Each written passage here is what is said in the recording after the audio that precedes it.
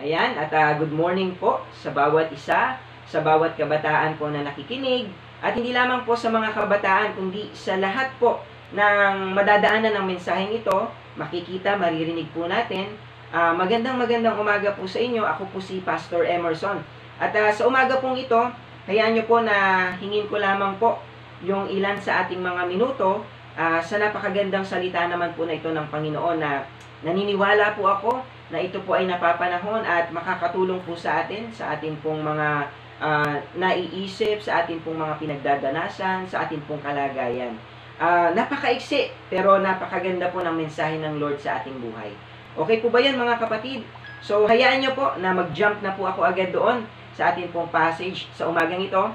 Basahin po natin sa Genesis chapter 1, verses 26 to 27. Alam niyo po dito po sa Genesis na ito, dito po natin makikita kung paano pong inilikha ng Lord ang lahat at kasama po na doon ang pagkakalikha ng Lord sa atin. So, ang sabi po dito sa Genesis chapter 1, verses 26 to 27, God said, "Let us make man in our image, in our likeness, and let them rule over the fish of the sea, and the birds of the air, over the livestock, over all the earth, and over all the creatures that move along the ground." So God created man in His own image. In the image of God, He created him. Male and female, He created them. Pinagpala po ang salita ng Panginoon.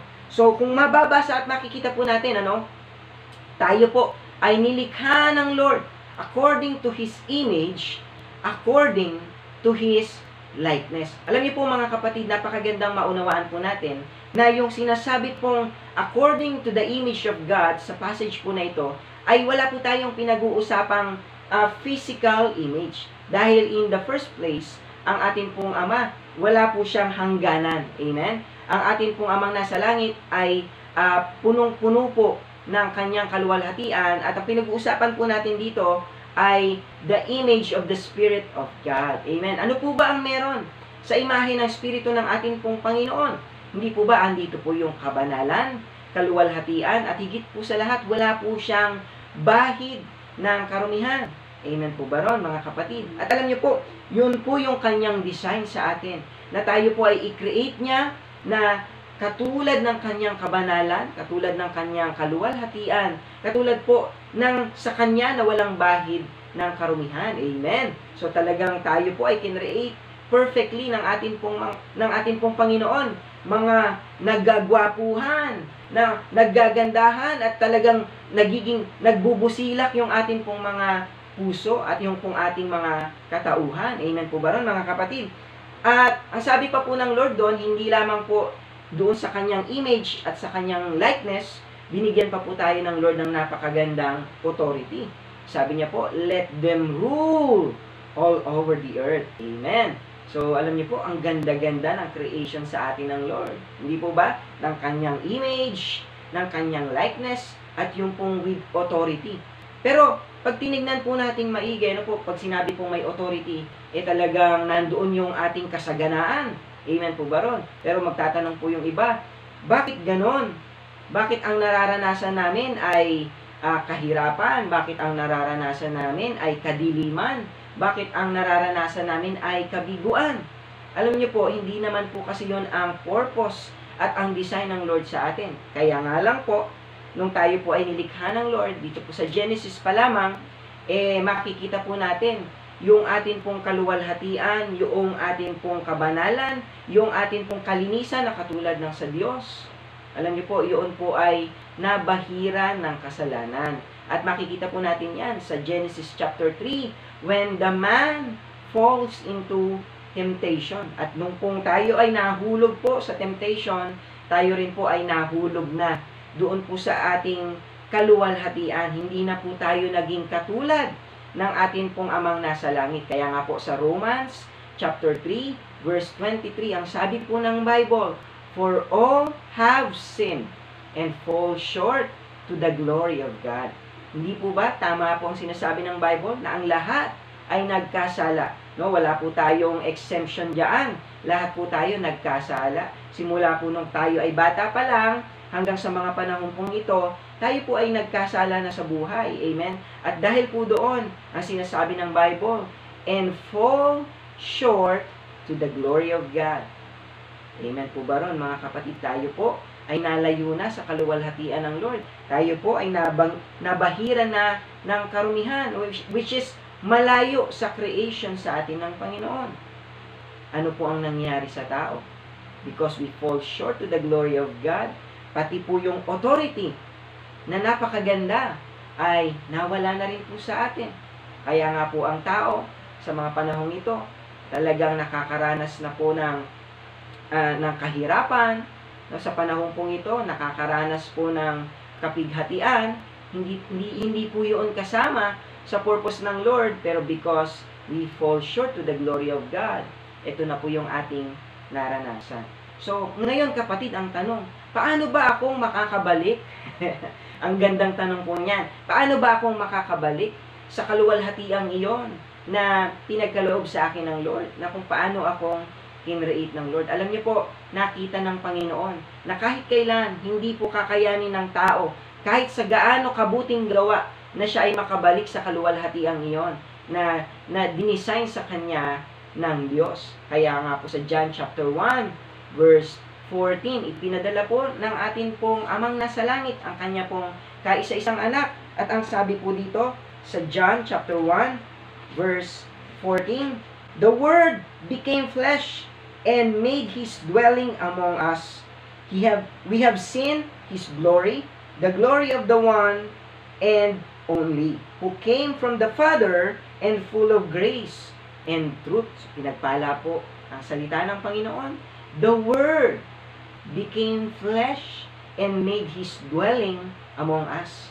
Alam niyo po, nakita ng Lord ang aking mga nilikha, patuloy nang nagkasala at nalayo sa akin. Alam niyo po, ipinadala niya po ang kanyang kaisa-isang anak. At dahil po sa kanyang ipinadala, sabi po doon, the Word became flesh. Tayo po, nagkakaroon na ng karapatan muli na manumbalik sa glory ng ating pong amang nasa langit. By what? Kung mananahan po sa atin ang ating pong Panginoong Jesus. Amen. Kung tatanggapin po natin ang ating Panginoong Jesus bilang ating Diyos, bilang ating tagapagligtas, at siya pong merong full authority sa ating pong mga buhay, ay kapatid. At pag nasa iyo na ang spirito ng ating pong Panginoong Jesus, nako kapatid, ayon, unti-unting manunumbalik ang glory ng Spirito ng Lord sa atin. Amen po ba ron, mga kapatid? Kaya nga po, sa 2 Corinthians chapter 5, verse 17, ang sabi po ng Bible, whoever are in Christ, he is a new creation. The old has gone and the new has come. Pagka tayo po ay nandoon na po sa ating pong Panginoong Yesus, kapag ka ang Panginoong Yesus, ang Spirito ng ating Panginoong Yesus ay nasa sa atin, tayo po ay bagong nilalang na muli. Ibig sabihin, yung old has gone na yon, yun po yung ating pong lumang pagkatao na punong-puno po ng karumihan, na siyang nag-fall short sa glory ng Panginoon.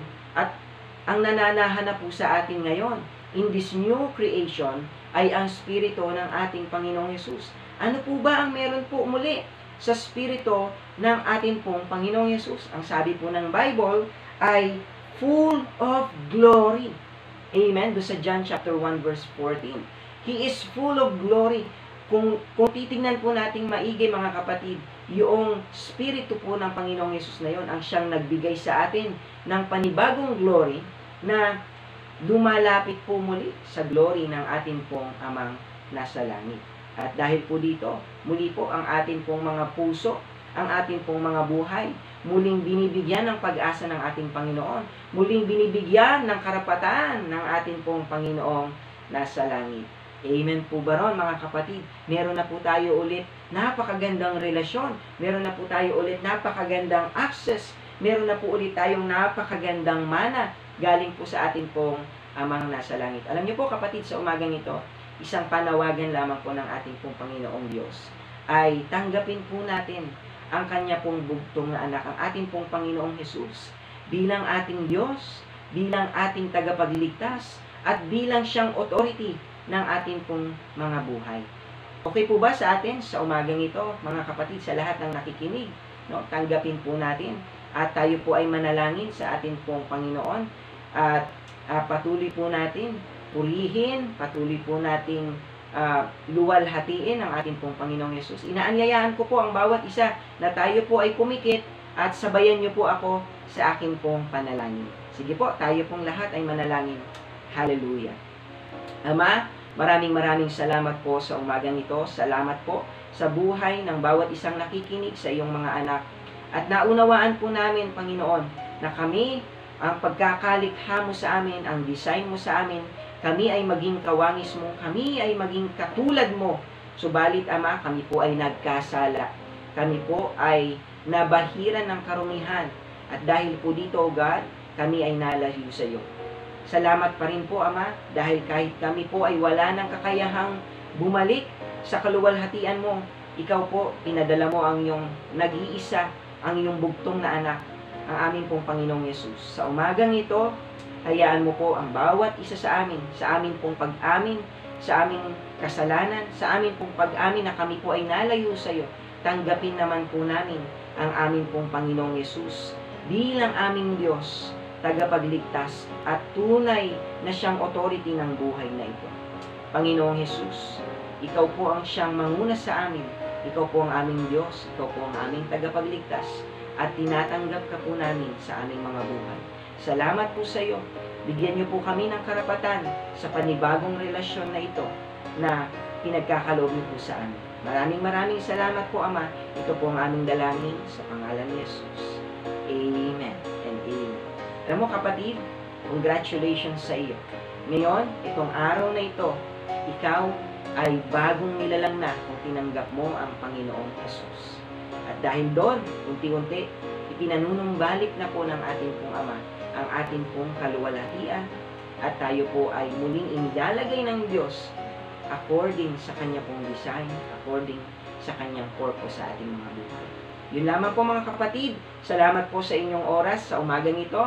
God bless po sa inyo at patuloy po kayong samahan, pagpalain ng Lord sa bawat oras, sa bawat araw ng inyong buhay. Salamat po.